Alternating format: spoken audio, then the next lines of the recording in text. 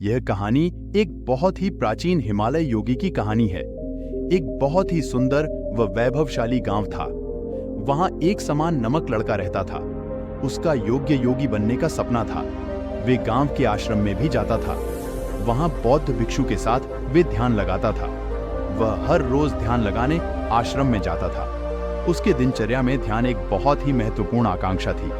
वे सुबह उठता, घर का काम करता और आश्रम में ध्यान लगाने चले जाता। फिर से शाम को घर आ जाता और खाना खाकर सो जाता। यही सुमन की दिनचर्या बन चुकी थी।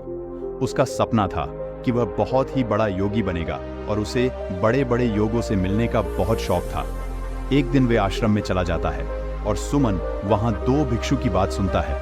वह बात कर रहे थे कि हिमालय की पहाड़ों में एक बहुत ही प्राचीन योगी है। वह अब तक कुछ 200 साल के हुए रहेंगे, ऐसा वे भिक्षुक बात कर रहे थे। यह बात सुमन ने सुन ली और वे उन दो भिक्षुक के पास गया। उनसे पूछा कि वह कौन योगी है जो 200 सालों तक जिंदा है और वह ध्यान में लीन हो चुके हैं, क्या हम उनसे मिल सकते हैं? फिर वह दो भिक्षुक कहते हैं कि हमें भी ठीक से नहीं पता, लेकिन कुछ भिक्षु कह रहे थे, लेकिन अगर हम ध्यान करें तो हम 200 क्या 500 सालों तक भी जिंदा रह सकते हैं। वैसे ध्यान में लेने रहना जरूरी है। फिर वे सुमन यह बात सुनकर बहुत शौक हो जाता है। उसमें वह योगी से मिलने की इच्छा जागृत हो जाती है। वह जब भी आश्रम में जाता तभी उसके दिमाग में बस यही बात चलता रहता कि मैं कैसे योगी बन सकता हूं, वह जो यह योगी है उनसे मैं कैसे मिलूं, और अन्य अन्य विचार उसे सता रहे थे। वे सुमन निश्चय कर लेता है कि अब बहुत हो चुका, मैं वह प्राचीन हिमालयन योगी से मिलना ही चाहता हूं, तो इतना विचार करने से क्या फायदा, ऐसा वे मन में सोचता है और मन में निश्चय कर लेता है कि अब मैं वह प्राचीन हिमालय बाबा से मिलकर ही रहूंगा। फिर वह गांव वालों से पूछताछ करता है, अन्य भिक्षुक से पूछताछ करता है, बड़े बड़े गुरु से पूछताछ करता है कि उनसे कैसे मिला जाए, कैसे उनके पास जाए, उनसे मैं कैसे मिल सकता हूं। यह वह बहुत लोगों से पूछता है, लेकिन वह सब बोलते हैं कि हमने बस ये बात सुनी है, ना हम कभी उनसे मिले हैं, ना वह कभी हमसे मिले हैं। हमने बस ये बात सुनी है। अगर तुम्हें इतना ही उनसे मिलने का शौक है तो तुम भी चले जाओ, हिमालय के पहाड़ियों में तुम्हें वह कहीं ना कहीं तो मिल ही जाएंगे। ऐसा गांव वालों से उसे सुनने में आता है। फिर वह सोचता है कि अगर मुझे वह प्राचीन योगी बाबा से मिलना है तो इन सबको पूछकर कुछ फायदा नहीं, मैं स्वयं हिमालय में जाकर ही उनसे मिलता हूँ। लेकिन उसके पास हिमालय में जाने तक के पैसे नहीं थे। उसने अगले 102 साल के लिए काम किया, पैसे इकट्ठा किया ताकि वे प्राचीन हिमालय बाबा से मिल सके। एक दिन पैसा जमा कर वह हिमालय के रास्ते चल पड़ता है।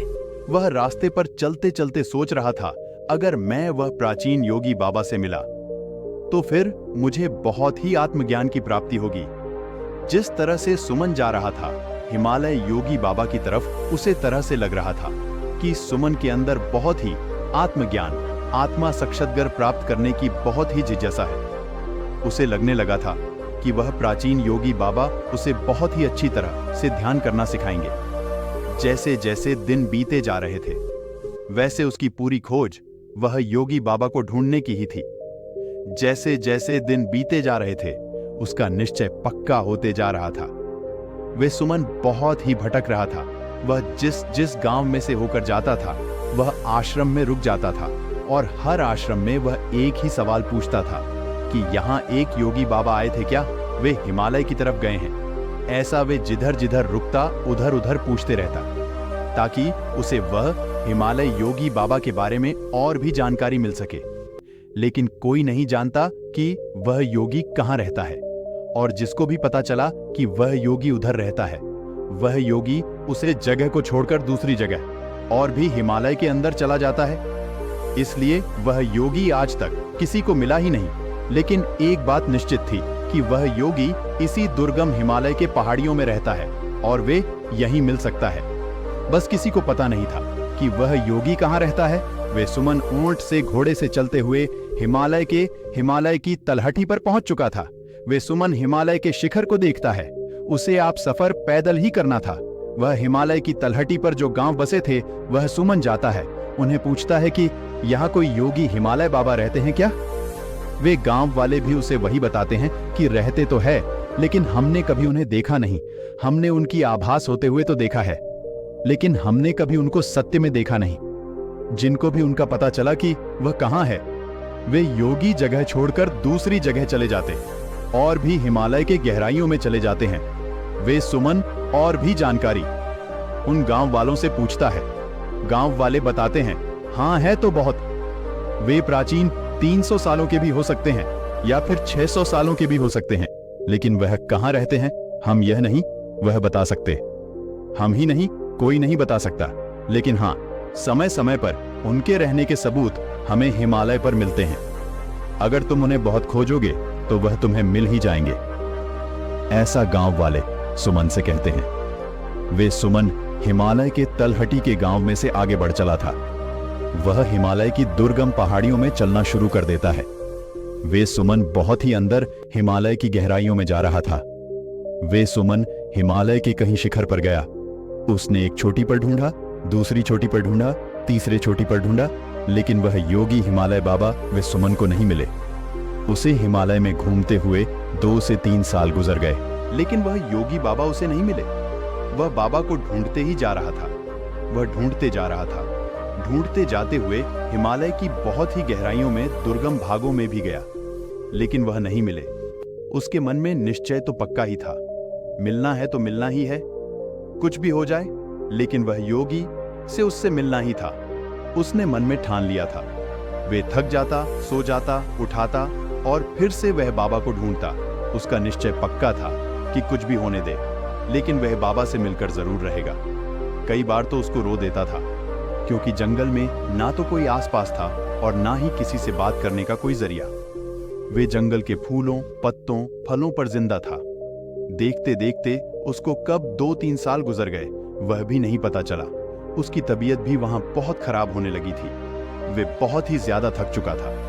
उसकी हड्डियां दिखने लगी थी। वह बहुत ही ज्यादा पतला हो गया था। इतना सब होने के बाद भी वह खोज में लगा हुआ था। उसका इरादा पक्का था कि उसको वह योगी बाबा को खोजना ही है। कुछ भी हो जाए, लेकिन उनसे मिलना ही है। इस खोज में भले सुमन की जान भी चली जाए, वह सुमन को मंजूर था, लेकिन उसे वह बाबा से मिलना ही था। लेकिन एक दिन उसने ऐसा कुछ पाया कि वह उसकी जिंदगी ही बदल देने वाला था। सुमन पहाड़ियों में टहल रहा था। तभी उसने देखा कि जंगल में एक कुटिया है जो पत्तों से ढका हुआ है, मानो कि वह घास का झोपड़ा था।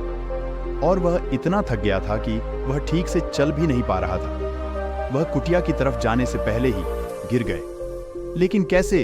वैसे करते हुए, घसीट घसीटते हुए कुटिया तक पहुंचा। उसे कुटिया को, यानी उसे घर को, कोई दरवाजा भी नहीं था और आंगन भी बहुत ही साफ सुथरा था, जैसे मानो बरसों से वहां कोई तो रह रहा है। वे घर के अंदर जाता है, देखता है कि वह कोई नहीं है। वह थक जाने की वजह से घर के बाहर आंगन में ही लेट जाता है, लेकिन उसके मन में अभी भी यह शंका है कि वह योगी बाबा इस कुटिया में रहते हैं कि नहीं। आंगन तो बहुत साफ सुथरा लग रहा है, लेकिन वह बाबा यह जगह छोड़कर चले तो नहीं गए होंगे। यह शंका उसे सता रही थी। लेकिन वह सुमन एक लंबे सांस छोड़ते हुए कहता है, अब मैं हार मानता हूं। वह वही कुटिया के सामने सूरज के नीचे हिमालय के ठंडे हवाओं के बीच में लेटा हुआ था। अब उसके अंदर से किसी भी प्रकार की तलाश की भावना खत्म हो चुकी थी। वे अब वह कुटिया के सामने शांति से लेटा हुआ था। ना कोई विचार, ना कोई तनाव, ना कोई शंका, ना ही कोई तलाश। वे शांति से वह कुटिया के सामने लेटा हुआ था और उसके चेहरे पर भी एक बड़ी सी मुस्कान दिख रही थी। और तो जिंदगी में उसे पहले बार इतना आनंद हो रहा था। अचानक उसके सभी विचार खत्म होने लगे। अचानक उसे हल्कापन महसूस होने लगा, जैसे मानो उसे सारी खुशी मिल गई हो। उसे लगने लगा उसका शरीर और उसकी आत्मा अलग अलग है और वे इस धरती पर ही नहीं है। यह सब उसके साथ हो रहा था। लेकिन यह सब उसके साथ क्यों हो रहा था, यह उसे भी नहीं पता था। वह बस खुद पर ही ध्यान दे रहा था। वह बस अपने भीतर देख रहा था। उसके आंखें बंद थे। अचानक थे उसके ऊपर कोई तो है, ऐसा उसे भास होता है। वे आंखें खोलता है तो देखा है कि एक बहुत ही तेजस्वी आंखों वाला योगी बाबा उसके सामने खड़ा है।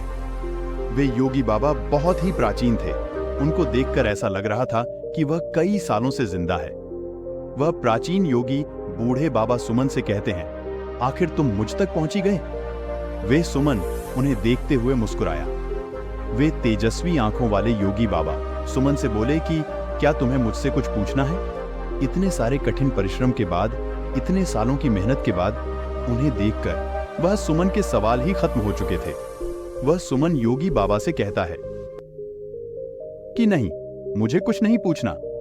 वे सिर्फ मुस्कुराता है। वह बाबा फिर से सुमन से पूछते हैं कि क्या तुम्हें मुझसे कुछ पूछना है? वह सुमन बोलता है कि नहीं, मुझे कुछ नहीं पूछना। फिर भी बाबा जोर जोर से हंसते हैं।